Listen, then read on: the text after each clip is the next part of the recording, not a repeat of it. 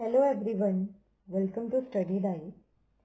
आज की इस वीडियो में हम करने वाले हैं HPTGT कमीशन के लिए केमिस्ट्री के MCQ, जिसमें सबसे पहले टॉपिक जो है वो मैंने रखा है इन्वायरमेंटल केमिस्ट्री। इन्वायरमेंटल केमिस्ट्री एक ऐसा टॉपिक है जहाँ से बहुत बेसिक क्वेश्चन आपसे पूछे जाते हैं, डायरेक्ट क्वेश्चन मैक्सिमम रहते हैं, तो ये बच्चों के लिए थोड़ा इजी हो जाता है ऐसे क्वेश्चंस को सॉल्व करना। तो फर्स्ट जो हम ये MCQ स्टार्ट करने वाले हैं, ये बिल्कुल सिंपल इन्वायरमेंटल केमिस्ट्री से स्टार्ट करने वाले हैं। इसके बाद हम आगे वाले जो भी टॉपिक्स होंगे वो धीरे धीरे स्लोली हम क्या करते रहेंगे, डिफिकल्टी लेवल को इंक्रीज करते रहेंगे। तो सबसे पहले हम बात करते हैं कि इन्वायरमेंटल केमिस्ट्री होता क्या है ना। उसके बाद क्वेश्चन स्टार्ट करते हैं।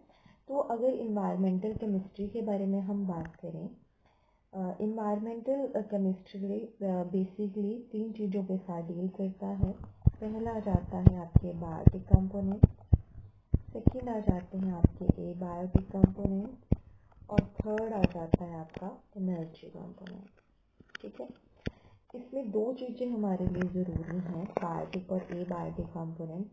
ये दोनों जो है वो मिलकर हमारा इकोसिस्टम बनाते हैं। कई बार इस तरह का सिंपल ये EVS का क्वेश्चन होता है, वैसे तो आपको याद रखना है कि इकोसिस्टम है जिसमें इंक्लूड होंगे बायोटिक और एबायोटिक कंपोनेंट्स।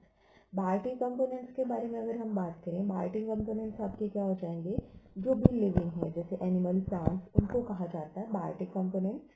और एबायोटिक कंपोनेंट्स कौन से हो जाएंगे, जो नॉन लिविंग आ गया आपके। नॉन लिविंग क्या आ गया, जैसे सॉइल हो सकता है, रॉक हो सकता है, डस्ट हो सकता है, ये सारे आपके एबायोटिक कंपोनेंट्स हैं।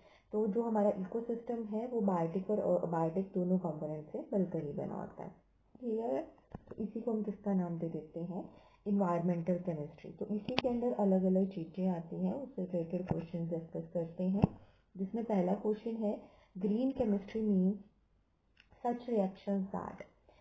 ग्रीन केमिस्ट्री का क्या मतलब होता है कि प्रोड्यूस कलर ड्यूरिंग रिएक्शंस, या reduce the use and produce of hazardous chemicals, are related to the depletion of ozone layer, या study the reactions in plants.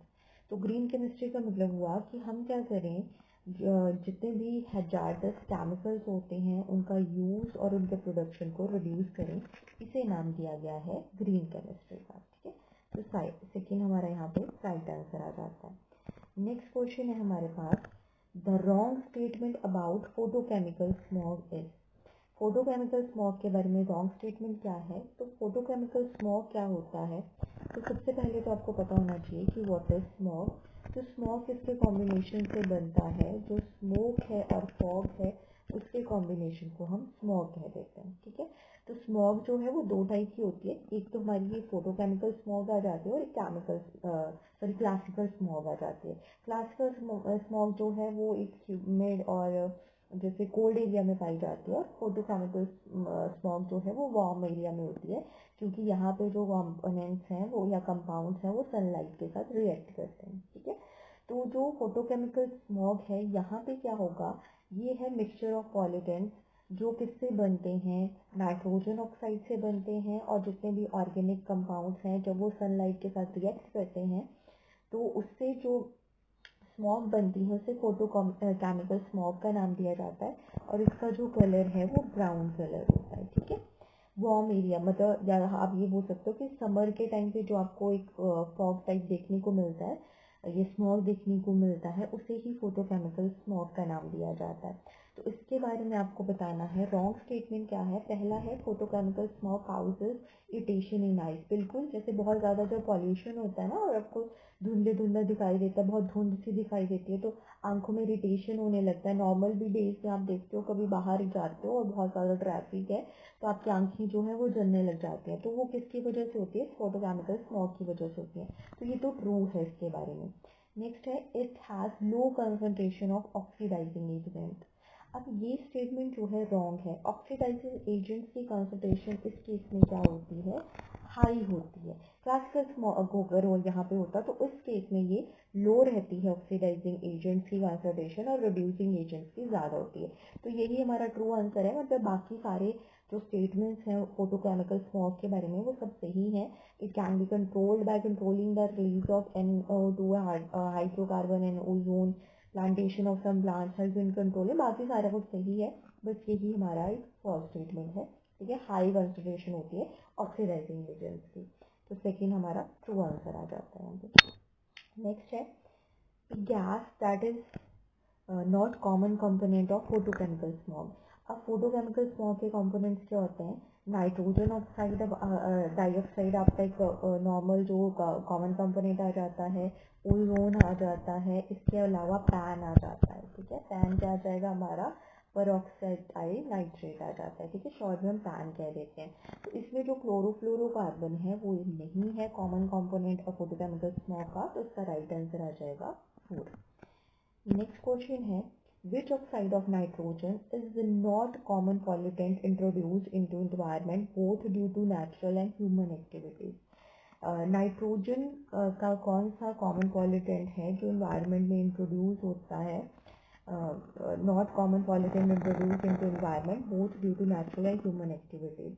तो ये जो हमारा डाई नाइट्रोजन पेंटॉक्साइड है ये हमारा राइट आंसर आ जाएगा। ये एक ऐसा कॉमन पॉल्यूटेंट है जो नहीं इंट्रोड्यूस होता इन्वायरमेंट में नेचुरल एंड ह्यूमन एक्टिविटीज के थ्रू। नेक्स्ट क्वेश्चन है which one of the following statement is not true. फिर से नॉट ट्रू है, सही नहीं है वो बताना है आपको। पहला है concentration of dissolve oxygen below 5 ppm is good for the growth of fish. ये जो है हमारा नॉट ट्रू पूछा है और यहाँ पे ये गलत स्टेटमेंट है, मतलब यही हमारा राइट आंसर आएगा।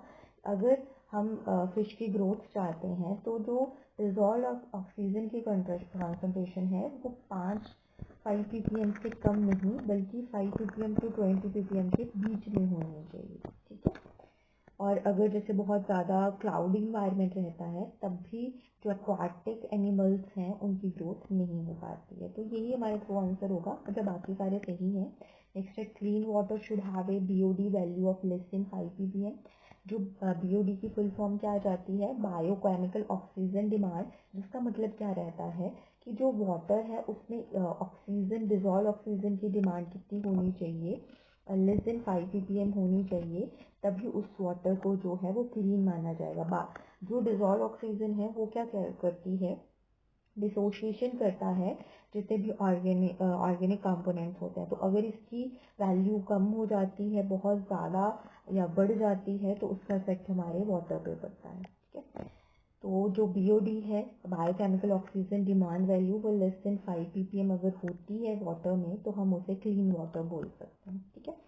Next oxides of sulphur, nitrogen and carbon are the widespread air pollutants, ठीक है। pH value of drinking water 6.5 to 8.5, ये भी आपको याद रखना है, ये भी डायरेक्ट क्वेश्चन आपसे पूछ सकता है कि जो ड्रिंकिंग वाटर है उसके pH वैल्यू कितना होना चाहिए, 6.5 to 8.5 के बीच में होनी चाहिए वो, ठीक है।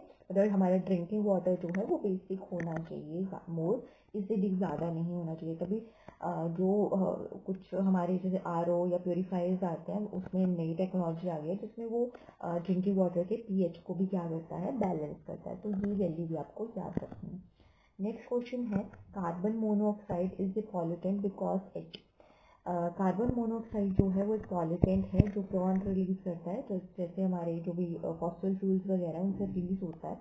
तो ये पॉल्यूटेंट है क्यों, क्योंकि ये इसकी जो बाइंडिंग एनर्जी है वो बहुत ज़्यादा हाई होती है और ये रिएक्ट करता है हमारे होमोग्लोबिन के साथ, तो इसीलिए इसे एक पॉल्यूटेंट माना जाता है, हमारी हेल्थ के लिए सही नहीं होता है। तो इसका राइट आंसर आ जाएगा 3। साथ में ये भी याद रखोगे कि बाइंडिंग एनर्जी हाई होती है। नेक्स्ट है among the following that is not green house gas. Green house gases कौन कौन सी होती हैं आपकी,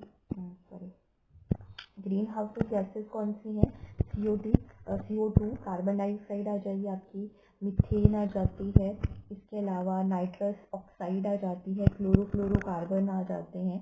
तो ये सारी आपकी क्या है, ग्रीन हाउस गैसेज आ जाते हैं, ठीक है। तो इसके अलावा जो सल्फर डाइऑक्साइड है वो ग्रीन हाउस इफेक्ट नहीं है, तो इसका राइट आंसर आ जाएगा सल्फर डाइऑक्साइड, ठीक है। बाकी सारी हमारी ग्रीन हाउसेज गैसेज हैं। और अगर हम बात करें ग्रीन हाउस इफेक्ट क्या होता है, जब सनलाइट जो है, सनलाइट की जो रेडिएशंस हैं वो हमारे इन्वायरमेंट में ट्रैप हो जाती हैं और उसकी वजह से हमारे जो एटमॉस्फेयर का टेम्परेचर है वो बहुत ज़्यादा इंक्रीज होने लगता है, जैसे हम ग्लोबल वार्मिंग का नाम देते हैं, वही है green house effect, clear. Next आता है Which among the following is the most harmful air pollutant that is produced by automobiles? Automobiles से जो बहुत ही ज़्यादा मोस्ट हार्मफुल एयर पॉल्यूटेंट जो है वो कौन है? कार्बन मोनोऑक्साइड, पीछे भी हमने बताया था। तो जो भी जैसे फॉसिल फ्यूल्स वगैरह हैं उनसे ये रिलीज होता है, तो ये मोस्ट हार्मफुल एयर पॉल्यूटेंट आता है जो ऑटोमोबाइल्स प्रोड्यूस करते हैं। नेक्स्ट आता है water pollution is indicated by. Water pollution को किससे इंडिकेट करेंगे? Amount of BOD। अगर वो 5 ppm से ज़्यादा होगा तो वाटर को क्या माना जाएगा? पॉल्यूटेड माना जाएगा। ठीक है, पीछे भी जो हमने बात की बायोकेमिकल ऑक्सीजन डिमांड के बारे में। नेक्स्ट क्वेश्चन है which of the following option is a viable pollutant. अब जो पॉल्यूटेंट्स होते हैं वो अलग अलग टाइप के होते हैं, है ना, जिसमें एक पॉल्यूटेंट आते हैं पार्टिकुलेट पॉल्यूटेंट।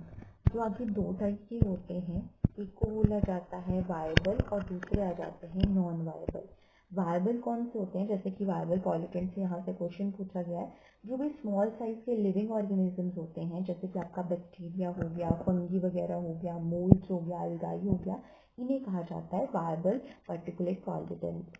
और जो नॉन वायबल पॉल्यूटेंट्स होते हैं वो स्मॉल लार्ज मटेरियल से जो स्मॉल पार्टिकल्स बनते हैं, जैसे कि डस्ट हो गया, स्मोक हो गया, फ्यूम्स वगैरह हो गए, मिस्ट हो गया, वो नॉन वायबल आ जाते हैं। तो आपको दोनों ही याद रखना है। जैसे यहाँ पे वायबल पॉल्यूटेंट पूछा है जिसका आंसर हमारा मोल्ड्स आ जाएगा, वैसे ही नॉन वायबल भी पूछ सकता है। आपको दोनों ही याद रखने हैं और दोनों ही पार्टिकुलेट पॉल्यूटेंट्स के एग्जाम्पल आते हैं।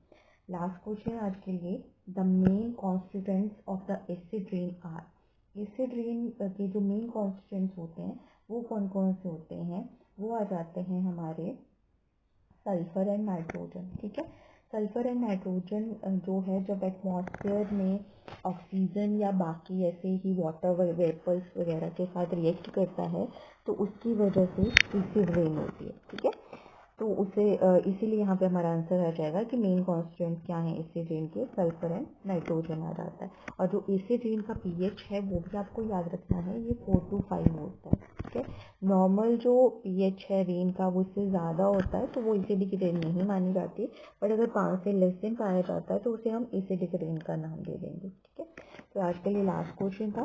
तो कुछ बेसिक क्वेश्चन हमारा जो इन्वायरमेंटल केमिस्ट्री है वहाँ से पूछ लिए जाते हैं जो आपको याद रखने हैं, कि सिंपली याद रखने वाली ही चीज़ें हैं। इसमें कुछ ऐसा नहीं है कि रिएक्शंस हैं, आपको थोड़ा समझ कर आंसर करना पड़ेगा। अगर आपको आता होगा तो आप आंसर कर सकोगे, अगर नहीं आता होगा तो फिर डिफिकल्टी होगी। इसलिए हमने पहला जो है हम ऐसे स्टार्ट करेंगे, उसके बाद ऐसे हम साथ मिलकर कुछ और नए नए टॉपिक्स पे डिस्कस करते रहेंगे। जो भी केमिस्ट्री का सेक्शन है वो टोटली MCQ टाइप ही रहेगा। ठीक है, इसमें सिर्फ हम MCQ से डिस्कस करेंगे। इसमें हम कोई भी किसी भी तरह का पर्टिकुलर टॉपिक नहीं डिस्कस करेंगे। बीच में ही MCQ में अगर हमें लगता है तो उसी में हम कुछ टॉपिक को डिस्कस भी कर लेंगे। तो दैट्स ऑल फॉर टुडे। अगर ऐसे ही आप और वीडियोस देखना चाहते हो तो प्लीज़ चैनल को सब्सक्राइब कर दें, जिससे कि लेटेस्ट जो भी वीडियो आती है उसका नोटिफिकेशन आपको मिल जाए। That's all for today. Thank you for watching.